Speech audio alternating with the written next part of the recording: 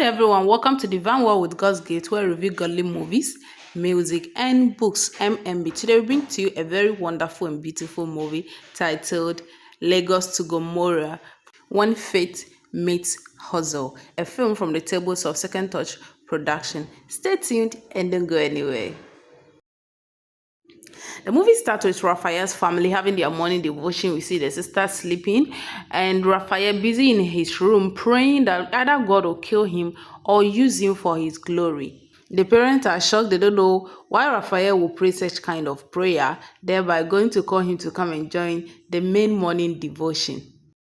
We see Raphael as a school teacher who is frustrated about his work. Even though Raphael loves God, he believes that God is able to raise men. He loved God with all his heart, praying, studying his word, fasting, and doing a whole lot of spiritual exercises. But his life is totally different. Nothing is really showing that God is in his life. We see Raphael talking to a friend who is not following the doctrine or not fellowshipping with him again, trying to convince him to return back to church because God is waiting for him. Afolabi just returned from the city of Lagos, and we see that this friend is so happy. Afolabi was also a Christian, but looking at his lifestyle now, it seems he has backslidden. He just believes that life is different and it's not like what they believe. On the other hand, Raphael still believes that God is able to raise men and that he even convinced Afolabi to still come back and give his life to Christ. Raphael has been praying to God for opportunities, and finally, a door has been opened for him. He got a job in Lagos that he needs to go in for an interview. We see Raphael at the station inside the car, now going to Lagos for his interview together with his sister. Raphael is happy that finally God has answered his prayer. He believes that Lagos will favor him, and his sister is so happy because he believes that as the brother prospers, she is also going to be a beneficiary. Raphael believes so much that Lagos is really going to favor him. In fact, he's going to prosper. Anything his hand touches is going to favor him. But the truth is, in reality, Lagos is a world on its own, and he has no idea of what awaits him in Lagos. In fact, the reality of Lagos hit him when he bought pure water from a young man, gave him 1,000, and the man just went with his money. And the driver did not do anything. He did not even care. In fact, he said it was his loss. He was so surprised because he did not expect that. The next thing for another young man to deliberately bump into him, only for him to later discover that his phone has been stolen. Ha! Is this how Lagos is? Raphael was so surprised, but truth is, that is Lagos for you.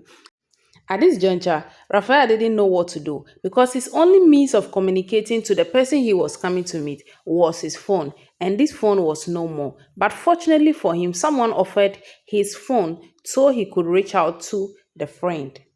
Raphael was a bit surprised when the friend could only pick him in the night, wondering why his work took so much time from him. But the truth is, this is the reality of Lagos, and it takes someone with a strong mind to be able to cope. The next morning is Sunday. Innocent, the friend of Raphael, is tired from coming back from work late, but Raphael is ready to go to church because in the village Saki where he comes from, church is something he doesn't joke with. He loves God and believes God. So on this day, he believes that as Sunday as this, he has to find himself in church. But something happened. Raphael has finally located one church, but what he saw was so surprising to him. Why would people come to church without Bible? Why would a lady enter church half naked, wearing trousers? Why would someone come to church with dreadlocks? And a whole lot of questions in his mind. Because in the village, these things were not common. In fact, he saw this church as a worldly church. Everything was so strange. But the question is, do we blame him? Because it's something he has never seen before. In fact, coming home to tell the friend, Innocent, what really happened, that the ministration was just 15 minutes. In fact, it was just 15 minutes, and he did not even gain anything. In the village, it's not like that. Ministration or word preaching is always 2 hours. Forgetting that this is Lagos and people don't have time to sit at one place for long due to work, responsibilities, and a whole lot of things. The next morning happens to be the interview day for Raphael. In fact, he actually woke up very early and started praying. But Innocent told him that this is Lagos. If you want to go out, since your interview is by 8, you must leave as early as 4:30 because of traffic. But Raphael would not understand. So he just continued his prayer, left home at his own time around 7 or 6 something. Now on his way, after the driver has collected money from each passenger, unfortunately, he had an issue with a man of God who is also not going to give in for him. This led to a fight between the two drivers, and everything was just so messed up. At the end of the day, an interview that was supposed to be held by 8 a.m., Raphael reached the interview place by 9 p.m., which was so surprising. In fact, he has to be apologizing to the madam, trying his best that they will give him the job. But truth is, the opportunity has already passed. What will Raphael do now? After Raphael lost his phone at the car park, he just decided to get a new one because the madam of the job he lost has promised to call him back some other time. But unfortunately, he found himself being deceived and being sold a phone that is not good. Indeed, Lagos is really dealing with Raphael. But my question is, will he be able to scale through? Will he be able to succeed? Or Lagos is going to deal with him? Remember, he's a child of God. He's someone that fears God. Will he be able to serve God and also make it in this Lagos that he just found himself? Watch Lagos to Gomorrah, where faith meets hustle, on John Oguntoashi TV on YouTube.